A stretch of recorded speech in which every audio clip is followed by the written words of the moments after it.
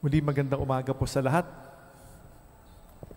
Salamat ulit sa pagkakataon magtipon bilang isang pamilya para magpasalamat sa Diyos sa banal na misa natin itong unang araw ng Pebrero. No? Salamat sa Diyos.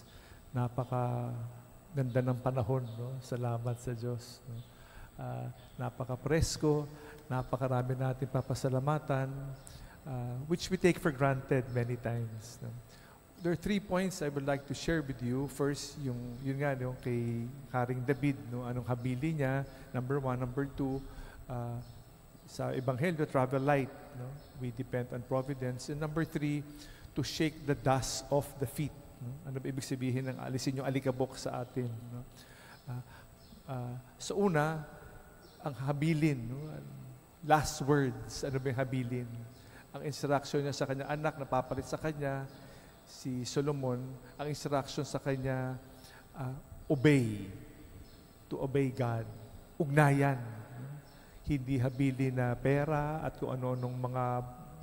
The most important, the most essential of all is a relationship with God. Sana sa ating mga habilin, kahit na araw-araw sa habilin masanay tayo to give what is truly essential. What is truly essential. And that is a relationship with God, first and foremost. Nothing material, nothing that is not as important, wala nang higit pa. So ito'y habilin kay Solomon at talaga naman maging maayos. No? Ganyan naman, magiging maayos yung ating buhay, basta sumunod tayo sa pinakamahalaga. No? And it is shown, point number 1. Number 2, sa pagmimisyon, sabi niya, travel light. Kasi minsan, ang dami natin bit-bit, no? That we forget to depend on God. Umaasa tayo sa ating mga provisions, but we fail to depend on God. Ang pumapalit sa atin, no? Ang security blanket natin bagay, hindi ang Panginoon Diyos. Pati yung ating sasabihin, naku, hinahanda natin yung ating gagawin. Plano ko, wala ang Diyos sa plano. We depend on God's providence. He will provide. We do the best we can, but we entrust everything to God. Do everything as if everything depends on us, but depend on God. Hindi naman tayo pwedeng maasa na sa Diyos, wala tayong gagawin. No?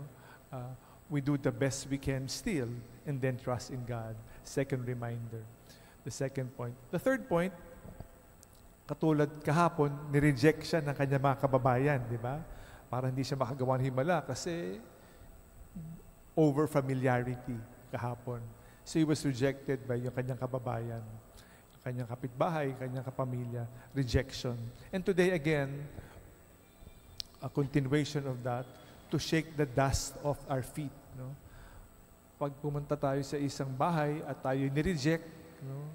Yung mga rejection, yung mga pagtaboy sa atin, yung mga galit, it symbolizes yung mga galit. Sa ating paglalakbay, do not carry yung mga galit, unforgiveness, revenge.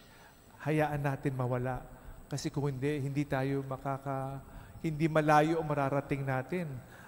Ang dami-dami natin bit-bit. No? Huwag na natin bit-bit-bit. We let go and let God. Easier said than done, but with the grace of God, posible naman to let go. Huwag na natin pahirapan ang ating buhay sa pagbitbit ng mga alikabok. Ang alikabok na yan, pag hindi mo pinagpag, no, hindi mo hinugasan, no, kakapal ng kakapal, hanggang napakabigat. Hindi na magiging alikabok yan, magiging putik na yan, putik na napakahirap, nakakapakabigat. No? So we shake the dust off and allow to travel light. No? It is not just, therefore, traveling light is not just material things, but truly it is letting go of what is positive or what is even negative. We let go. So we will grow and go freely. Maraming tayo maabot, no, sa pinapagawa sa atin ng Panginoon. Sa ating bagong buwan na ito, no, patuloy tayo magpasalamat, patuloy tayo magpuri sa Panginoon, no, as we know what is essential, as we travel light, as we let go of the negativities, to be able to reach our destination well with the grace of God. Salamat sa Diyos.